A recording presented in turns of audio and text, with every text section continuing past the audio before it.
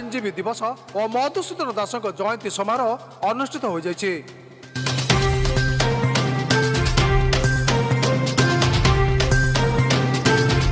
जाजपुर जिला tax bar association Jajpur तरफ आज जाजपुर स्थित होटेल जजाति केशरी रे 15तम जिला स्तरीय आईनजीवी दिवस और उत्कल गौरव मधुसूदन दास जयंती समारोह पालन कर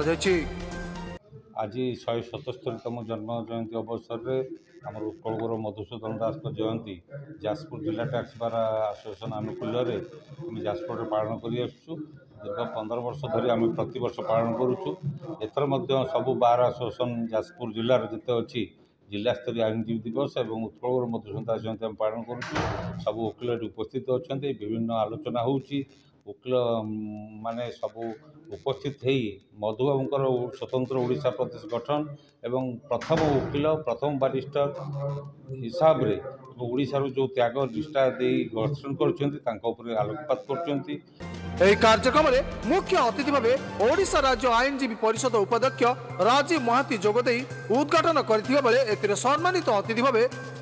ओडिशा उच्च न्यायालय कटक वरिष्ठ आईनजीवी सौरचंद्र महापात्र व्यासनगर महाविद्यालय पूर्वतन अध्यक्ष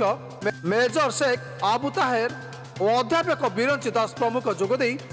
उत्कल गौरव मधुसूदन दास जन्म जयंती विषय में वक्तव्य अभिभाषण करते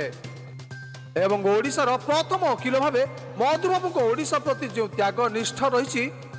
जिला स्तरीय वकिल मान मध्य आलोकपात कर